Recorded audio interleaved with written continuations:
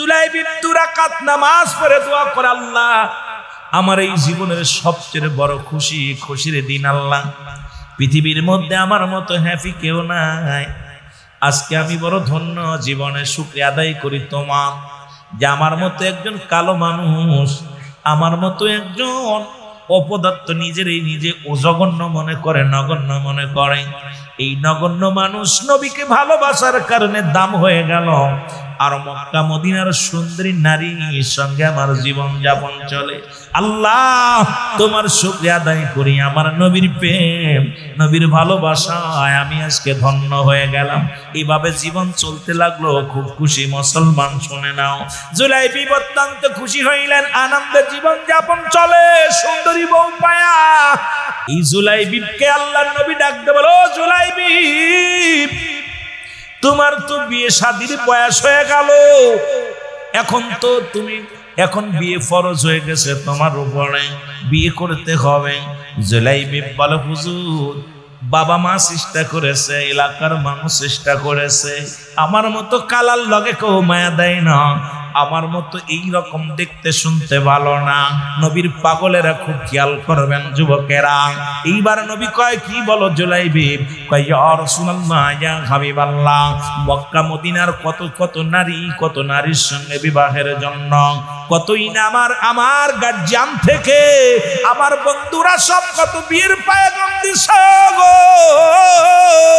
আমাকে দেখে মেয়ের বাপ বিয়ে তো দূরের কথাও বলে না। যেমন দেখতে শুনতে কুৎসির চেহারা ভালো না, গরিব মানুষ, ঘর দরজাও নাই, কে দিবে আমার লগে মায়া? মক্কা মদিনার কোন মেয়ে রাজি হইতো না। আল্লাহর নবী কয়, ও আমার জুলাইবি শোন, তুমি আমার আমি তোমার, মদিনাওয়ালা একবার যদি তোমার হয়ে যায়, রব্বুল আলামিন যদি আমার আপনার হয়ে যায়, এর দুনিয়াতেও ভয় নাই, পরবারও ভয় নাই। নবীর পাগল কয়, ইয়া রাসূলুল্লাহ, ইয়া হাবিবাল্লাহ, মন তো চায় বিয়ে করতে, মায়া দিব কে? আল্লাহর নবী ডাকতে বলে, জুলাইবি এই মক্কা মদিনার সবচাইতে সুন্দরী নারীর লাগা গো, সবচাইতে সুন্দরী নারী তোমার সঙ্গে বিয়ে হবে। আমি নবী কথা দিলাম, এই মক্কা মদিনার সবচাইতে চেহারাবান, টাকাওয়ালা, বাড়িওয়ালার কন্যার লাগে তোমার বিয়ে হবে।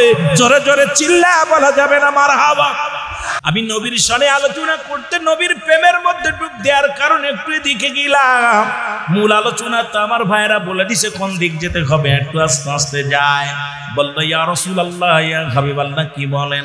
নবীজি ডাকতে বলেন, সাহাবীদের ডাক দিলেন। ডাক দিয়ে রাসূল পাক সাল্লাল্লাহু আলাইহি ওয়াসাল্লাম সাহাবীকে ডাক দিয়ে বলো, আমার সাহাবী শোনো, তোমার কন্যার বিয়ে দিতে চাই আমি। রাসূল যেহেতু মুসলমান, রাসূল বিয়ের পয়গাম নিয়ে আইছে। সাহাবী অত আনন্দিত। নবী কয়, আমার নবী যখন বলছে সাহাবী তোমার কন্যার বিয়ে দিতে চায়, আমার মুসলমান মেয়ের বাবা অত্যন্ত খুশি হয়ে গেছে। আমার নবী বিয়ের পয়গাম নিয়ে আইছে। না জানি কোন ধন ভান্ডারের মালিক, না জানি কোন সুন্দরী যুবক সাহাবীর লাগে বিয়া হবে। এইবার ডাকতে বলি, ইয়া রাসূলুল্লাহ, ইয়া হাবিবাল্লাহ, আল্লাহর নবী গো, পাত্রটাকে একটু জানতে পারি কিনা? আল্লাহর নবী ডাকতে বলো, ও আমার সাহাবী শোনো শোনো, আমার প্রিয় সাহাবী, আমার ওই সাহাবীর নাম শুনে নাও। আমি বিয়ের পয়গাম নিয়ে আইছি, যার বিয়ের পয়গাম নিয়ে আইছি, সেই ঘটে সেই ছেলেটা হলো, সেই বর হবে আমার প্রিয় সাহাবী জুলাইবি। জোরে জোরে চিল্লায় বলো মারহাবা। মেয়ের বাবা মাথা নিচু করে ফেলেছে, এত বেল রাসূলকে খুব ভালোবাসে, নবীর মুখের দিকে তায়া হাসি দিছে রে।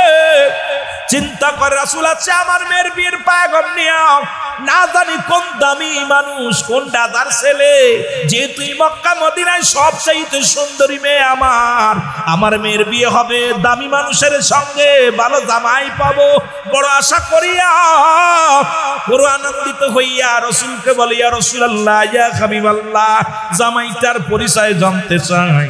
জামার পরিচয় নবী যখন দিছে, মাথাটা নত করে বলে, ইয়া রাসূলুল্লাহ, ইয়া হাবিবাল্লাহ, আমি এখনই কিছু বলতে পারছি না, আমার মেয়ের সঙ্গে একটু পরামর্শ করি, বিবির লগে পরামর্শ করি, যদি বিবি রাজি হয়, মেয়ে রাজি হয়, তারপরে আপনারে আমি কি বলবো, আমি আপনার কাছে এর প্রস্তাবের উত্তর দিব। ইয়া রাসূলুল্লাহ, ইয়া হাবিবাল্লাহ, আমি এখন উত্তর দিতে পারবো না। আমার নবী কয়, কি বলতে চাও তুমি? তুমি রাজি হইলে বলো, রাজি না হইলে বলো না। এখন নবীরে তো সামনের পরে না বলতে পারছে না, বলছি ইয়া রাসূলুল্লাহ, আমাকে একটু সময় দেন, আমি পরে বলবো। আমার নবী যখন রওনা হয়ে গেল, ও যুবক, এইবার বাবা ঘরের ভিতরে গেলেন, মেয়েটা ডাকতে বলে, আব্বু। ওরে মায়ের নবী যখন প্রস্তাব দিয়েছিল, দেখলাম আপনার মুখে লাবণ্যর হাসি। বাবা গো, নবীও হাসে, আপনিও হাসেন, হঠাৎ করে দেখলাম আপনার মনটা কেন বেজার। মেয়ের বাপ বলে, মারে আমি কি বলবো, আমি মনে করেছিলাম মক্কা মদিনার সুন্দরী মেয়ের বাবা আমি গর্ববোধ করি, গর্বিত, কারণ এই এলাকার সব চাইতে ভালো জামাই পাবো আমি, সুন্দরী জামাই পাবো আমি, টাকাওয়ালা বাড়িওয়ালা জামাই পাবো আমি। কিন্তু মায়ার নবী, আমার নবী রাহমাতুল লিল আলামিন এমন একটা ছেলের সম্বোধন নিয়েছেন, যে ছেলের নাম শোনা পর সাহাবীরা যার সঙ্গে ঠিক মতো কথাও বলতে চায় না, যে যুবককে দেখলে আমার ভালো লাগে না। মেয়েটা বলে, আব্বা জান, কার জন্য আনছে? কয়, তোমার জন্য বীর পয়গম নিয়ে আইছে। মেয়ে বলে, বাবা নাম কি সেই সাহাবীর? ডাকতে বলে, বাবা, ডাকতে বলে, মা, ওই সাহাবীর নাম হযরতে জুলাইব ইবনে নাম, কারণ এই সাহাবী কালা, ওই আসওয়াদ মার্কা কালা। এই যুবক শুনে নাও, আফ্রিকা জঙ্গলের মানুষ যেমন দেখতে শুনতে তেমনি মানুষ, দাঁতগুলো বড় উঁচা উঁচা, চুলগুলো কেমন কেমন, গায়ের রংটা এমন ভালো না, রংটাও ভালো না, দেখতে একেবারে কুৎসিত। এই সাহাবীর লগে তোমার বীর পয়গম নিয়ে আইছে মা, এই জন্য আমি না বলে দিছি। মেয়েটা ডাকতে বলে, বাবা তুমি কি করছো? ওরে আমার নবী রাহমাতুল লিল আলামিন বীর পয়গম আনছে রে, আমার নবীর তুমি কেমনে ফিরা দিলা? বাবা গো, তুমি আমার রূপ জৈবন দেখিয়া সুন্দরী পুজরি হয়ে গেলা। বাবা গো, তুমি কারে ফিরাইছো? একবার বাপসা দেখছি, যারে না বানাইলে কুল কায়নাত কিছু বানাইতো না, সেই নবীরে তুমি কেমনে ফিরাইলা? বাবা গো, আমার নবী যদি কষ্ট পায় রে, কিসের জন্য আমি দুনিয়ার মধ্যে কি লয়া বাঁচবো? আমার নবীরে ডাক দাও রে, আমার নবী যেন খালি হাতে না ফিরে যায়। আল্লাহ নবী ডাকতে বলে, ইয়া রাহমাতাল লিল আলামিন, নবী গো। আমার নবীজি ফিরে তাকাইলেন, ডাকতে বলে, হুজুর বেয়াদবি মাফ করবেন, একটু ফিরে আসেন, আমার কন্যা রাজি। জোরে জোরে চিল্লায় বলা যাবে না মারহাবা। হঠাৎ যুদ্ধ শুরু হয়ে গেল। আল্লাহু আকবার বলো না। যুদ্ধের ময়দানে রাসূলুল্লাহ গেলেন, রাসূলের সাহাবীরা গেলেন। ওই যুদ্ধে অনেকগুলো সাহাবী মুসলমান শাহাদাতের পেয়ালা পান করলো। জুলাইব একজন নয়, 13 জন কাফের সৈন্যকে কতল করার পর জুলাইব শাহাদাতের পেয়ালা পান করলো। রাসূলুল্লাহ সাহাবীদের বললেন, সাহাবীরা রে, তোমরা লাশ নিয়ে আসো, তোমরা লাশগুলো নিয়ে আসো। নবীজির লাশ, নবীর সামনে লাশগুলো আনা হলো। আমার নবীজি বললেন, তোমরা কাউকে খোঁজো। সাহাবীরা বলে, না, আমরা কাউকে খুঁজি না। নবীজি বললেন, আমি একজনকে বড় খুঁজতেছি। লাশগুলো রাসূলুল্লাহ দেখে আর বলে, আমি একজনকে খুঁজতেছি। সাহাবীরা বলে, হুজুর কাকে খুঁজতেছেন? আমার নবীজি খুঁজতে খুঁজতে যায়া জুলাইব লাশ কানা পায়া গেছে। আমার নবীজি যখন লাশখানা দেখিয়া, আমার নবী ডাকতে বলে, সাহাবীরা রে, আজকের এই ময়দানে যত সাহাবী ইন্তেকাল করেছে, শাহাদাতের পেয়ালা পান করেছে, সব চাইতে আজকে আমার একজন সাহাবী অত্যন্ত প্রিয় ছিল। সেই সাহাবীরা বলে, হুজুর কে সেই ভাগ্যবান ব্যক্তি? ইয়া রাসূলুল্লাহ নামটা বলেন। আমার নবী বলে, তোমরা যার লাশখানা অবহেলা করছো, যার দেহখানা দূরে ফেলা রাখছো, তোমরা কি জানো ওটা কার লাশ? ওই সাহাবীর কার লাশ? শোনো, রাসূলুল্লাহ বলেন ওই লাশটা কার? সাহাবীরা বলে হুজুর জুলাই বিবি। আমার নবী বলে, শোনো, আজকের ময়দানে তোমরা শুনে রাখো, ওই জুলাইবি বাবা রানী জুলাইবির জোরে জোরে চিল্লা বলা যাবে না মারহাবা। আমার রাসূল লাশখানা ধরে চোখের পানি ছেড়ে কানলেন, মুখের সামনে টান দিয়া রাসূল হাউমাউ করে কান্দে। আর নবী ডাক দিয়ে বলে, রব্বুল আলামিন, ও আমার আল্লাহ, আমার জুলাইবি পৃথিবীর মধ্যে সুন্দরী নারী রেখে, সুন্দর বিবি রাখিয়া আমি নবীর এত ভালোবাসে, আমি নবীর প্রেমে পড়িয়া, আমি নবীর ভালোবাসায়, আমি নবীর প্রেমের মায়ায় সুন্দরী বিবির মায়া ছেড়ে দিছে, ঘরের মায়া ছেড়ে দিছে। নববিবাহিত জীবন বিবির মায়ায় তারে ঠেকাতে পারে না। এ আমার আল্লাহ, তুমি আমার জুলাইবিকে জান্নাতের উচ্চ মাকাম, জান্নাতের দরজাগুলো খুলে দিও। ওই জান্নাতে, ওই যে জান্নাতের মধ্যে সর্বোচ্চ উত্তম জান্নাতটা তুমি আল্লাহ আমার জুলাইবিকে দান করো। জোরে বলেন মারহাবা। সাহাবীরা আশ্চর্য হয়ে গেলেন, যাকে আমরা অবহেলা করতাম, যাকে আমরা ঘৃণা করতাম, রাসূল তারে এত ভালোবাসলো, রাসূল তার লাশখানা বুকে টানতে নিল। এই জন্য আমি আপনাদেরকে বলি, ও যুবক, যারা নবীর প্রেম যাদের অন্তরে যার ধারণ করতে পেরেছেন, রাসূলুল্লাহর মহব্বত, রাসূলুল্লাহর প্রেম যাদের অন্তরে ঢুকে গেছে, এই দুনিয়াতেও তারা কামিয়াব, পরপারেও তারা কামিয়াব। হয়তো মানুষের চোখে কে কি বললো দেখার বিষয় না, কে বেদাতি বললো, কার কে কি বললো দেখার বিষয় না। নবীজিকে ভালোবেসে বাঁচতে চায়, নবীজিকে ভালোবেসে মরতে চায়।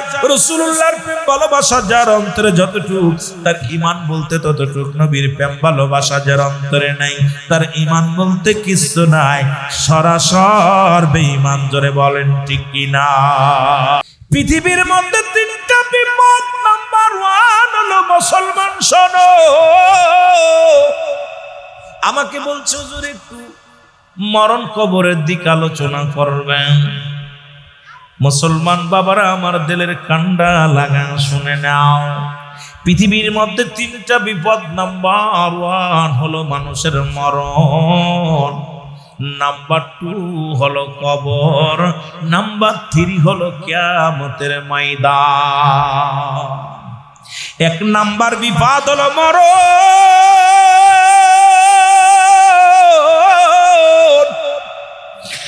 মরণ থেকে পালানোর কোন পথ নাই রে। ফিরাউন, নমরুদ, কারুন যারা খোদাই দাবি করেছিল, তারাও তো দুনিয়া থেকে চলে গেছে। এই যে 3 বারের সফল মন্ত্রী ছিলেন আমাদের বেগম খালেদা জিয়া, ওরে মুসলমান বিএনপির নেত্রী, উনিও চলে গেছেন। এইরকম কত মানুষ কত ক্ষমতা দেখাইল, কত নাম এমপি মন্ত্রী, কতজন দুনিয়া থেকে চলে গেছে।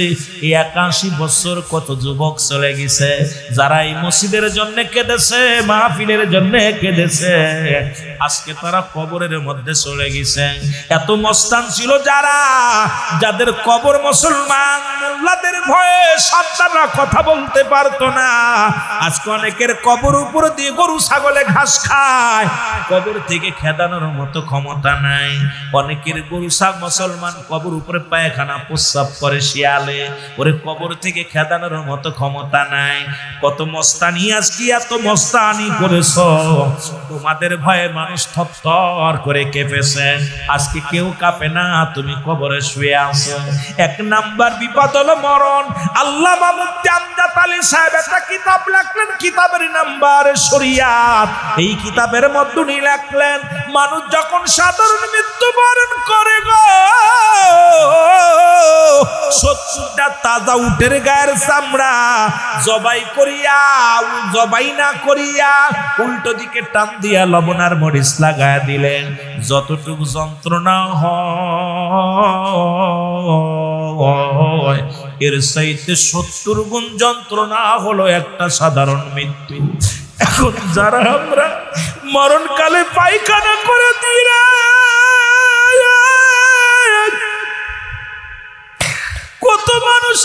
কাপড় পরাইলাম, কত মানুষের দাফন করাইলাম, কত মানুষের গোসল করাইলাম। ও যুবক, এই মরণের সময় যারা পায়খানা করে দেয়, প্রস্রাব করে দেয়, মরণের সময় অনেকেই চোখ দুটি বড় বড় হয়ে যায়। মরণের সময় অনেক বাজারেরা জিহ্বাটা বাইর হয়ে যায়। তাদের মরণটা কত কঠিন হয়। বাবারা, ইমানদারের মরণ হয়। মুসলমান শোনো, আটা গুলায়া খামির বানায়া, খামিরের মধ্যে যদি একটা চুল পড়ে, এই চুলটা যেমন টান দিয়া বাইর করলো না, সে বাইর হয়ে যায়। ইমানদারের মৃত্যুটা হয় এইরকম আসানে। এই মৃত্যুটা যদি এত কঠিন হয়, কঠিন মৃত্যুটা কত কঠিন হয়। যারা মরণের সময় পায়খানা প্রস্রাব পর্যন্ত করে দেয়, একটা অঙ্গ বেঁকা হয়ে যায় রে, ও যুবক, তাদের কত কষ্ট হয়। আল্লাহ, ও আমার আল্লাহ, এই মরণটা আমাদের সহজ করে দিও। জোরে জোরে চিল্লায় বলা যাবে না আল্লাহু আকবার। এ মুসলমান, গভীর মনোযোগ। আজকে কার জন্য সুদ খাও, কার জন্য ঘুষ খাও, কার জন্য বাড়ি বানাইলা, কার জন্য গাড়ি করলা, সম্পদের পাড় করলা, এই দুনিয়ার মধ্যে সম্পদের পাড় করলাম, সবকিছু আমার আল্লাহ জন্য বিচ্ছিন্ন করে দিবেন। আল্লাহ বলে কুল্লু মান আলাইহা ফান। আল্লাহ কয় কুরআনুল কারীমের মধ্যে, বান্দা, এই জমিনটা আমি চূর্ণ বিচ্ছিন্ন করে দিব। এই জমিনের মধ্যে আমি কিচ্ছু বলতে কিচ্ছু রাখবো না। এই জমিনটা আমি পুরায়া তামা বানায়া দিব। এই জমিনের মধ্যে যত মাটি আছে, সব মাটিগুলো পুড়ে হবে তামা। আজকে এই মাটি কত মানুষে ফাঁকি দিলাম, কত মানুষের সম্পদ ফাঁকি দিলাম, কত মানুষকে ঠগাইলা, এতিমের মাল ভক্ষণ করলাম। এই দুনিয়ার মধ্যে কতই না বাহাদুরি করলাম, এই দুনিয়ার মধ্যে কতই না চুলচুতরি করলাম। এ বান্দা, এই মাটিটা পুড়ে তামা হয়ে যাবে। এই জমিনের মাটিগুলো পুড়ে তামা হয়ে যাবে। এই জমিনের মধ্যে যত পানি আছে, সমস্ত পানিগুলো আমার আল্লাহ পুড়ে ছাই বানায়া দিবে। যেদিন কিচ্ছু বলতে কিচ্ছু থাকবে না, সেদিন থাকবে শুধু আমার আল্লাহ, সেদিন থাকবে আমার আল্লাহ। সুতরাং আজকে যার জন্য মুসলমান, আমি পিরাইতে আলোচনার মধ্যে কথাটা বলি, আজকে সুদ খাইয়া, ঘুষ খাইয়া, মানুষকে ঠগাইয়া সম্পদের পাড় বানাইলা। তোমার সম্পদ খাবে লোকে, তোমার দেহ খাবে পোকে। জোরে বলেন ঠিক কিনা? এই দেহ খাবে পোকামাকড়ে, আর তোমার সম্পদ খাবে দুনিয়ার লোকজনের। যুবক, আজকে দুনিয়ার সম্পদ বানাইলা, বাড়ি বানাইলা, গাড়ি বানাইলা, কত মানুষে ঠগাইয়া, কত মানুষে কষ্ট দিয়া দুনিয়ার মধ্যে সম্পদের পাহাড়ে গড়লা। কি নিয়ে যাবারে কবরে? কবরে 3.5 হাত মাটি, 3 টুকরা কাপড়, এ তোমার সঙ্গে যাবে। ও যুবক, সুতরাং এই দুনিয়ার প্রথম কাপড় পরিধান করেছো তুমি মানুষের সাহায্যে, জীবনের শেষ কাপড় পরিধান করবা তুমি মানুষের সাহায্যে। সুতরাং প্রথম তোমার লজ্জাস্থান ঢেকেছিল তোমার আপনজনেরা, আবার শেষ বেলায় লজ্জাস্থান ঢেকে দিবে তোমার আপনজনেরা। তাদের তুমি ঠগাইলা, তাদের কষ্ট দিলা, সম্পদের পাহাড়ে গড়লা, বাড়ি করলা, গাড়ি করলা। ও যুবক, শুনে নাও, শুনে নাও, এই দুনিয়ার কিচ্ছু বলতে কিচ্ছু লইতে পারবা না। সুতরাং 1 নাম্বার বিপদ হলো মানুষের মরণ।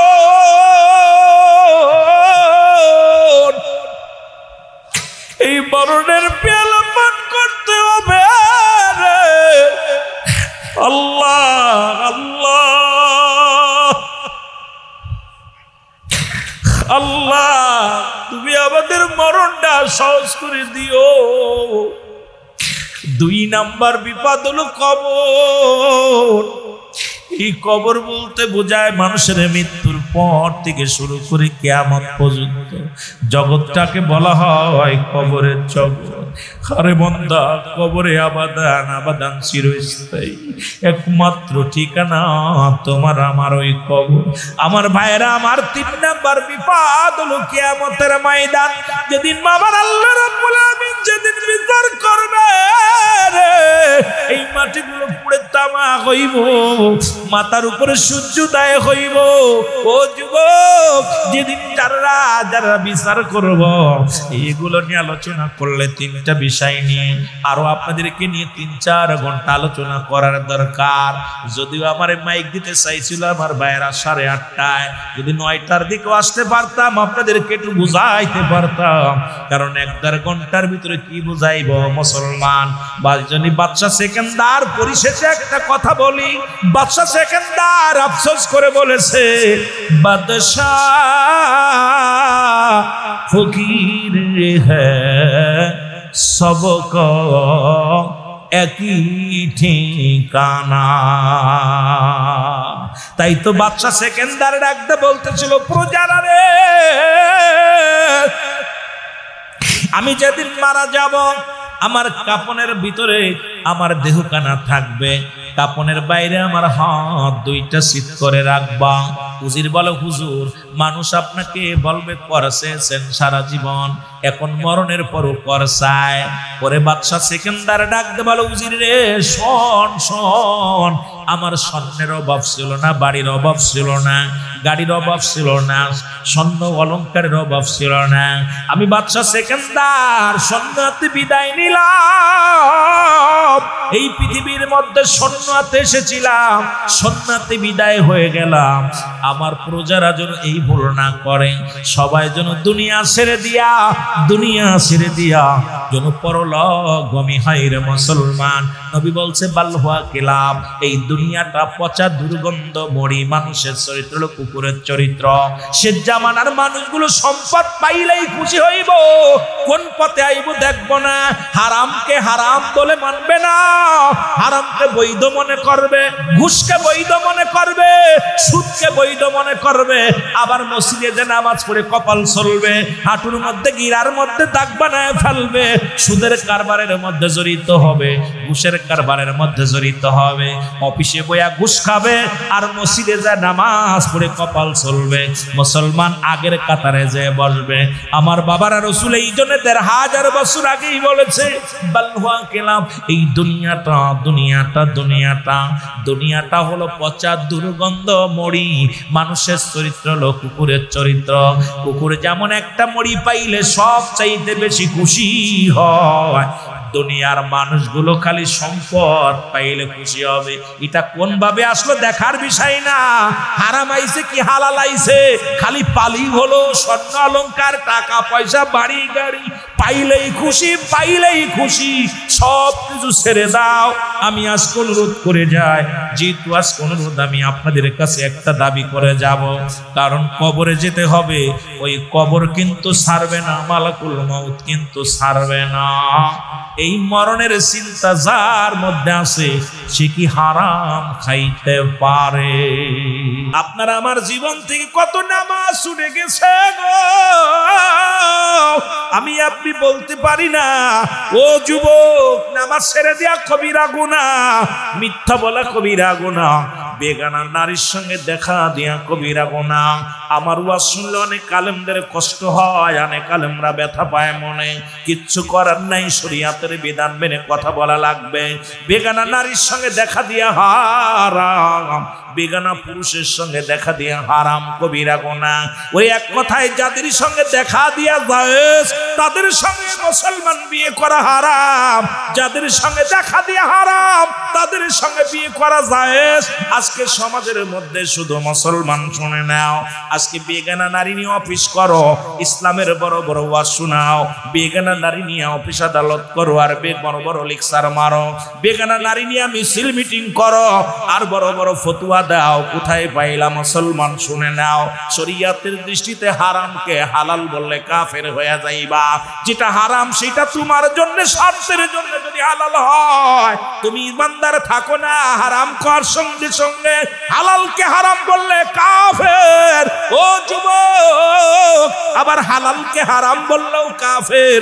সুতরাং এই গুনাহগুলো কত গুনাহ করলাম, এই গুনাহগুলো মাফের দরকার আছে কি না?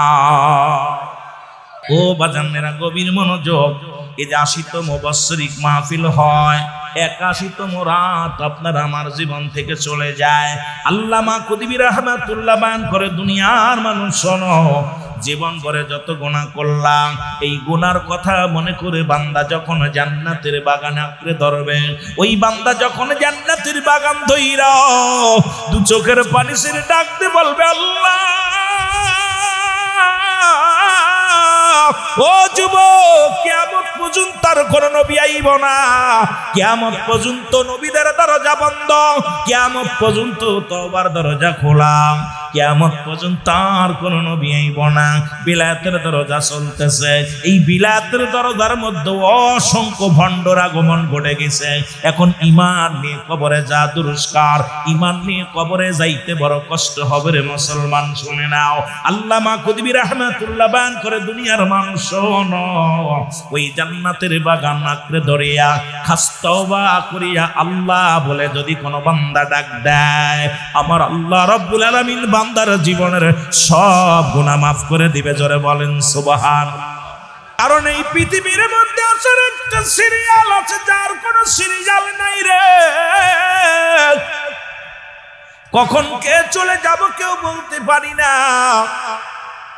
দুইটা টাইমে মানুষের মরণ হয়, একটা হলো রাতের বেলা, একটা হলো দিনের বেলা। ও যুবক, দিন শুরু করেছি, মৃত্যুবরণ করি নাই। রাত শুরু করে 12টা বাজতে চলল, 12টা পার হয়ে গেল, এখনো মরণ হয় নাই। ফজরের নামাজ পর্যন্ত বেঁচে থাকবো, আগামীকাল সূর্য উদয় হবে কেউ বলতে পারি না। দেখা যায় বাবার কাঁধে সন্তানের লাশ, সন্তানের কাঁধে বাবার লাশ, দাদার কাঁধে নাতির লাশ, নাতির কাঁধে দাদার লাশ। আইরে মুসলমান, কখন যেন মৃত্যু হয়ে যায়। কত মানুষ নামাজগত অবস্থায় মারা যায়, কত মানুষ মুসলমান, কত মানুষ গমের ঘরে মারা যায়, কত মানুষ জার্নি করতে যায় যানবাহনের মধ্যে মারা যায়, কত মানুষ খানা খাইতে যে মারা যায়, কত মানুষ মুসলমান বাবারা আমার। এই দুনিয়ার মধ্যে যে কোনো মুহূর্তে মালাকুল মউত আসতে পারে, যদি বলেন ঠিক কিনা? যেহেতু দুইটা টাইমে মরণ হয় রে, একটা হলো রাত, একটা হলো দিন। ও যুবক, রাত শুরু করেছে আমার আল্লাহ নামাজ দেয়া, আজকে নামাজ দিন শুরু করেছে আমার আল্লাহ নামাজ দেয়া। দিন শুরু করেছে, দিনের শুরু হলো মুসলমান ফজর। এইবার 2 রাকাত সুন্নাত নামাজ তুমি আদায় করলা, সঙ্গে সঙ্গে তুমি হয়ে গেলা আমার নবীর প্রেমিক। বলো নবীর জন্য নারায়ের সালাত বলে পাগল হয়ে গেলা, নবী নবী বলে চিৎকার মারো, নবীর জন্য পাগল হও। আর দাড়িগুলো সাইসা নাও, 30 বার দাড়িগুলো চাষো মাসে। আর কও নবীরে ভালোবাসি, নবীর সুন্নাত তরিকা মানো না, নবীর পক্ষের গান গাও, নবীর মিলাদ পড়ো, নবীর দুরূদ পড়ো, নবীরে কষ্ট দাও। নবীর মুসলমান 2 রাকাত সুন্নাত নামাজ তুমি আদায় করলা, সঙ্গে সঙ্গে হয়ে গেলা তুমি নবীর প্রেমিক। এবার 2 রাকাত ফরজ নামাজ তুমি আদায় করলা, সঙ্গে সঙ্গে তুমি হয়ে গেল আল্লাহর গোলাম। এখন যদি দিনের মধ্যে মরণ হয়, তোমার মরণটা হবে আমার নবীর প্রেমিক আল্লাহর গোলাম।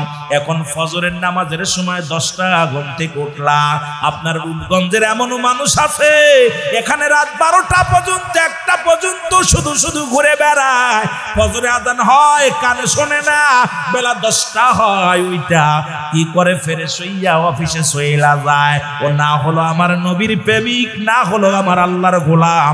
ওই বান্দা যখন দিনের মধ্যে মারা যায়, ওর মরণটা হবে মুনাফিকি মরণ। না পাইল রাসূলের প্রেম, না পাইল আল্লাহর গোলামিত্ব। এই বান্দার জন্য আমার আল্লাহ রেখে দিয়েছে, আল্লাহ কয় উইদ্দাতুনিল কাফিরিন। আল্লাহ কয় কাফের মুঈমান মুশরিকদের জন্য, ওই সমস্ত মানুষদের জন্য আমি আল্লাহ প্রস্তুতি করে রাখলাম 7টা জাহান্নাম। জোরে জোরে চিল্লায়া বলা যাবেন আল্লাহু আকবার। বড় কষ্ট হয়, রাত ভরে জাগে। আইরে বাবা রে বাবা, সারা রাত ধরে জুয়া খেলতেছে, সারা রাত ধরে মোবাইল টেপে। শুধু শুধু বাজারে দেখি, মাহফিল করে যায় দেখি, অনেক সময় দেখি রাত 2টা 3টা বাজে কপাল ফোরা ফোলাফান বয়া বয়া মোবাইল টিপতেছে। এইগুলো তো ফজরের নামাজ পড়বো দেখলো বিশ্বাস হয় না। কথা বুঝছেন? ফজরের রক্ত হয়েছে আর গমে গমে এমন ধরা ধরছে, রাত বেলা 9টার আগে ঘুম ভাঙে না। উইটা মুখ ধই কেউ ধই না, কেউ অফিসে যায়, এমন অবস্থায় নাস্তিকের দলেরা। তাহলে না পাইলাম নবীর ভালোবাসো যুবক, এখন দিনের মধ্যে তোমার মরণ হয় না, রাতে তোমার মরণ হবে, এর মধ্যে কোনো সন্দেহ নাই। রাতের শুরু হলো বান্দা মাগরিব, 3 রাকাত ফরজ নামাজ তুমি আদায় করলা, সঙ্গে সঙ্গে তুমি হয়ে গেলা আমার আল্লাহর গোলাম। এবার 2 রাকাত সুন্নাত নামাজ তুমি আদায় করলা, সঙ্গে সঙ্গে হয়ে গেলা তুমি আমার রাসূলের প্রেমিক। এখন রাতের মধ্যে যদি মারা যাও, তোমার কপাল ভালো হইলা, নবীর প্রেমিক হইলা, আল্লাহর গোলাম। আমার আল্লাহ কয় গোলামদের জন্য আমি রেখে দিলাম, ইমানদার মুমিনদের জন্য রেখে দিলাম। আমি ছোট্ট একটা আয়াত করে আলোচনা শুরু করেছিলাম। আল্লাহ কয় বিসমিল্লাহির রাহমানির রাহিম উইদ্দাত লিল মুমিনিন। আল্লাহ কয় মুমিনদের জন্য, মুত্তাকিনদের জন্য আমি আল্লাহ প্রস্তুতি করে রাখলাম। একটা নয়, 2টি নয়, 8টা জান্নাত। জোরে জোরে চিল্লায় বলা যাবে না মারহাবা, আর একটু জোরে জোরে চিল্লায় বলা যাবে না আল্লাহু আকবার। উচ্চ কণ্ঠে আওয়াজ দিয়ে আরেকবার চিল্লায় বলেন আলহামদুলিল্লাহ। এ দুনিয়ার মুসলমান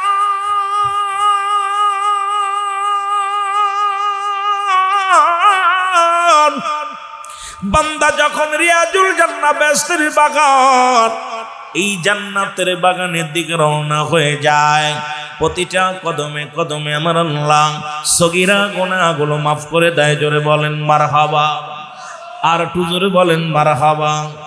কি গুনাহ মাফ হয়? সগীরা গুনাহগুলো মাফ হয়। ও মুসলমান, আমরা শুধু সগীরা গুনাহ করি নাই, এই এলাকার মধ্যে আজকে মুসলমান বাবারা আমার শুনে নেন, এই দাউদপুরের মানুষগুলো যদি জাহান্নামে যায় সবচেয়ে বেশি কষ্ট লাগবে। কেন লাগবে তার হাকিকতটা আজকে বলে যে আপনাদের কেন মুসলমান, কারণ এই জান্নাতের বাগানে যখন রওনা হয়ে গেছে ও বান্দা, প্রতিটা কদমে কদমে আপনার আমার জীবনের সগীরা গুনাহগুলো মাফ হয়ে গেছে। আমরা শুধু সগীরা গুনাহ করি নাই, পদে পদে করছি কবিরা গুনাহ, বড় গুনাহ করলাম, নামাজ ছেড়ে দেয়া কবিরা গুনাহ, মিথ্যা বলা কবিরা গুনাহ, এক ওয়াক্ত নামাজ কাজা দিলে আসে হুতবা পরিমাণ জাহান্নাম। ও বাবা, একটা ওয়াক্ত নয়, কত ওয়াক্ত আমরা ছেড়ে দিলাম, বাদ দিলাম। এক ওয়াক্ত নামাজ কাজা দিলে আসে হুতবা পরিমাণ জাহান্নাম, যার এক হুতবা পরিমাণ হলো 2,88,00,000 বছর। এ যুবক বন্ধুরা শুনে নাও, তাহলে আজকে 81তম মাহফিলের মধ্যে যারা দুনিয়া থেকে কবরে চলে গেছে, এই মানুষগুলো যদি জান্নাতের বাগানে আসার কারণে সগীরা গুনাহ মাফ, এখানে বসিয়া তওবা করার কারণে কবিরা গুনাহ মাফ, এরপরও যদি জাহান্নামে যায়, আমি মনে করি বেটার কপাল বন্ধ। জোরে বলেন ঠিক কিনা, আর একটু জোরে জোরে চিল্লায় বলা যাবে না ঠিক কিনা। রে আমি পাপী অপরাধী মওলা, তোমার দয়া চাই, বলো আমি পাপী। একটু আল্লাহর কাছে প্রার্থনা করেন আর বলেন আমি পাপী অপরাধী মওলা, তোমার দয়া, এরে তুমি যদি না করো দয়া,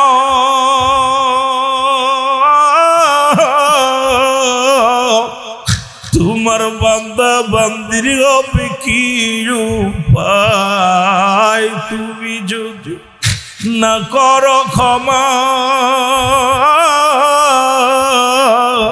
আল্লাহ আমার হবে কি উপায়? আমি পাপী অপরাধী মওলা, তোমার দয়া চাই, বলো আমি পাপী।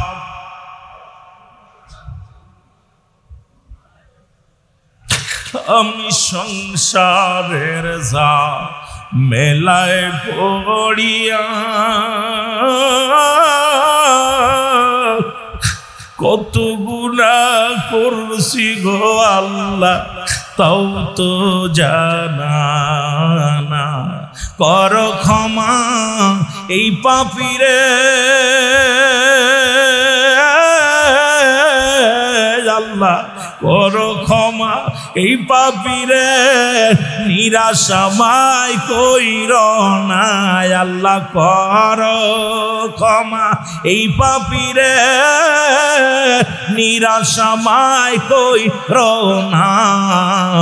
আমি পাপী অপরাধী মৌলা তোমার দয়া চাই, বলো আমি পাপী। আরো জোরে জোরে চিল্লায় বলেন আমি পাপী অপরাধী মৌলা তোমার দয়া।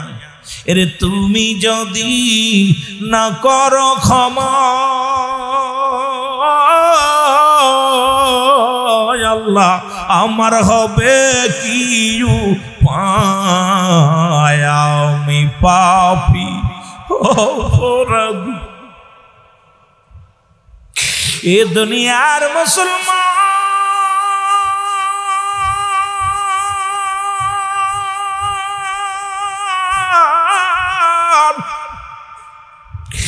মদিনা যাইতে পারলাম না, মদিনা দেখতে পারলাম না,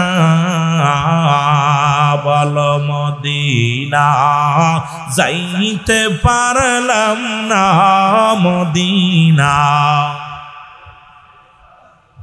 আরো জোরে জোরে চিল্লায় বলেন মদিনা যাইতে পারলাম না, মদিনা। আমি অসহায় তাই এত দূরে রই, আমি অসহায় তাই এত দূরে রই, দূর থেকে সালাম জানাই, বলো দূর থেকে সালাম জানাই। মদিনা যাইতে পারলাম না, মদিনা দেখতে পারলাম না, বল মদিনা যাইতে পারলাম না, মদিনা। একটু মহব্বতে ছিলে বলেন মদিনা যাইতে পারলাম না, মদিনা। মদিনার নাম কত মধু,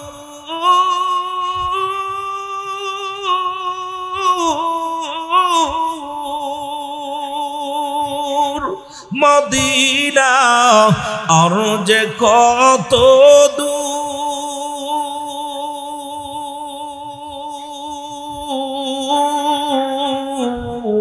ওই মদিনার পথের দুলি, বলো ওই মদিনার পথের দুলি মাখতে পারলাম না, মদিনা যাইতে পারলাম না, মদিনা। ও মদিনার পাগলের আওয়াজ দে বলেন মদিনা যাইতে পারলাম না, মদিনা। আমি অসহায় তাই এত দূরে রই, আমি অসহায় তাই এত দূরে রই, শুধুই সালাম জানাই, বলো শুধুই সালাম জানাই। মদিনা যাইতে পারলাম না, মদিনা। আল্লাহ কবুল করে নাও। মদিনা যাইতে পারলাম না, মদিনা। মদিনার নাম কত সুন্দর,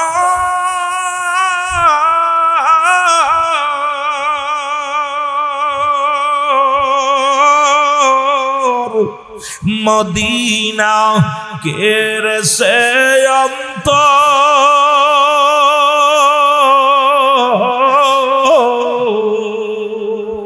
এই গরিব দুঃখীর সালাম খানি, দাউদপুরবাসীর সালাম খানি, রূপগঞ্জবাসীর সালাম খানি পৌঁছাই দিও মদিনায় আল্লাহ, পৌঁছাই দিও নাই মদিনা, যাইতে পারলাম না মদিনা, দেখতে পারলাম না মদিনা, যাইতে পারলাম না মদিনা।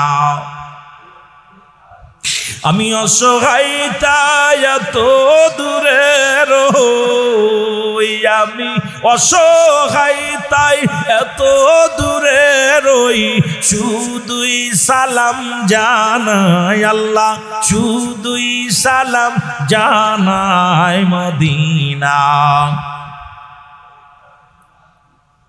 আরে আফসোস করেন না, একটু দয়া করে আল্লাহ পাক না, যাইতে পারলাম না মদিনা। এর নবীর প্রেমে জীবন গড়, নবীর প্রেমে জীবন গড়, নসিব কর মদিনা। নবীজিকে না দেখাইয়া কবরে ডাক দিও না আল্লাহ, নবীজিকে না দেখাইয়া কবরে ডাক দিও না। বল নবীর প্রেমে জীবন গড়, আশিক নবীর প্রেমে জীবন গড়, নসিব কর মদিনা। নবীজিকে না দেখাইয়া কবরে ডাক দিও না আল্লাহ, নবীজিকে না দেখ। আসবে যেদিন আজরাইল সামনে, নবী আমায় বুইল না। আসবে যেদিন মালাকুল মউত সামনে, নবী আমায় সেদিন ভুইলেন না। আপনি পাশে থাকলে গো নবী কোন চিন্তা থাকবে না গো, আপনার দিদার পাইলে গো নবী কোন চিন্তা রবে না।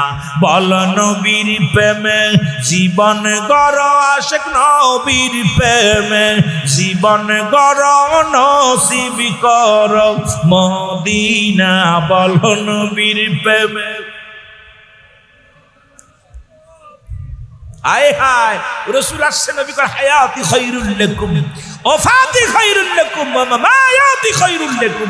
রাসূল এই দুনিয়ায় আসছে উম্মতের কল্যাণের জন্য, নবী ইন্তেকাল করছে উম্মতের কল্যাণের জন্য। সেই নবীর মহব্বত অন্তরে দরকার আছে কি না? এর নবীর প্রেমে জীবন গড়, আশিক নবীর প্রেমে জোরে, নবীর প্রেমে জীবন গড়, নসিব কর মদিনা। নবীজিকে না দেখাইয়া কবরে ডাক দিও না আল্লাহ, নবীজিকে না দেখ। হয়তো একদিন শোয়াইবে অন্ধকার ঘরে, নূর নবীজি দিও গো দিদার, এই আশিকের শোনে গো নবী, এই আশিকের শোনে। কবর দেশে, কবর দেশে এই গোলামের আর তো ভাবনা রবে না। কবর দেশে এই গোলামের আর তো ভাবনা রবে না। নবীজিকে না দেখাইয়া কবরে ডাক দিও না। বল নবীজিকে না দেখ।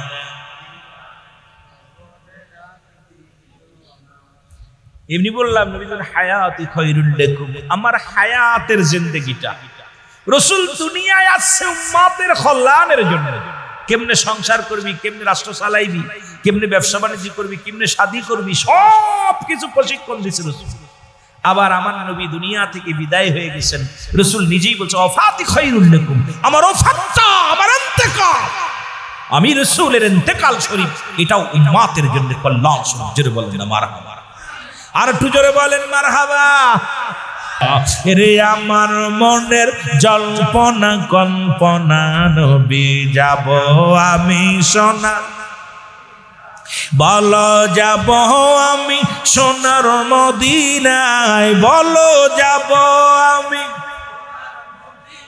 আওয়াজ দিতে হবে, এর যাব আমি সোনার মদিনায়, বলো যাব আমি, আমার মনের কল্পনা, নবী যাব আমি সোনার মদিনায়, বলো যাব আমি, আরো জোরে বলেন যাব আমি সোনার মদিনায়, বলো যাব আমি, আমার মনের জল্পনা কল্পনা, নবী যাব আমি সোনার, নবীজি কেউ ভালোবাসি, মনটাই আমার অনেক খুশি, নবীজি কেউ ভালোবাসি, মনটাই আমার অনেক খুশি, নবীজি কেউ ভালোবেসে তৃপ্তি মেটে না, বলো নবীজি কেউ ভালোবেসে, আরো জোরে, এর নবীজি কেউ ভালোবেসে তৃপ্তি মেটে না, না গো যাব আমি সোনার মদিনা, বলো যাব আমি, আমার মনের জল্পনা কল্পনা, নবী যাব আমি সোনার, এর যাব আমি সোনার মদিনা, রাসূল যাব আমি, আমার মনের জল্পনা কল্পনা, নবী যাব আমি, এই নবীর প্রেমে এত জাদু, ডাকিলে মনে হয় মধু, নবীর প্রেমে এত জাদু, ডাকিলে মনে হয় মধু, এই মধু কোথাও মেলে না, বলো এই মধু কোথাও মেলে না, না গো যাব আমি সোনা, বলো যাব আমি, আমার মনের জল্পনা কল্পনা, নবী যাব, এই দাউদপুর বাসীর শুধু চাওয়া, নিদান কালে দিবেন দেখা, রূপগঞ্জ বাসীর শুধু চাওয়া, নিদান কালে দিবেন দেখা, দিবেন দেখা মাহফিলের ওসিলায়, রাসূল দিবেন দেখা মাহফিলের ওসিলায়, লাই গো যাব আমি সোনা, বলো যাব আমি, আরে নবীরে দেখতে চাইলে কইরা মরা মানুষের মতো কথা কইলই তুই রে, কষ্ট হচ্ছে, ছেড়ে দিব, আই একটা বাস্তা আর 15 মিনিট বাকি, একটা বন্ধ করব আর 15 মিনিট, এর যাব আমি সোনার মদিনায়, বলো যাব আমি, আমার মনের জল্পনা কল্পনা, নবী যাব আমি, এই দুনিয়ার মুসলমান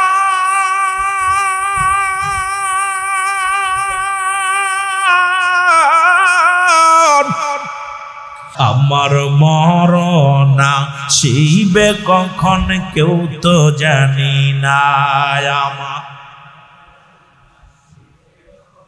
আরো জোরে জোরে চিল্লায় বলেন আমার মরণ আসিবে কখন, এই আমি চলে যাব, আমায় তোমরা ভুইলা যাইও না, আমি চলে যাব, না আমার মরণ আসিবে কখন কেউ তো জানি না, আমার মরণ, টাকা পয়সা দালান কোটাও যাহা করেছি, সব কিছু ফেলাইয়া যাচ্ছি, একাই চলেছি আমি যাবার কালে ভেবে দেখি আমার কেহ নাই আমি যাবার কালে আরো জোরে বলেন আমি যাবার কালে ভেবে দেখি নাই আমার মরণ আসিবে কখন কেউ তো জানি না আমার এই পৃথিবী চিরদিনই থাকার জায়গা নয় অন্ধকার কবর যে তোমার আসল ঠিকানার মানুষ অন্ধকার কবর যে তোমার আসল ঠিকানা ডানে বামে মাটি আমার মাটির বিছানা ডানে বামে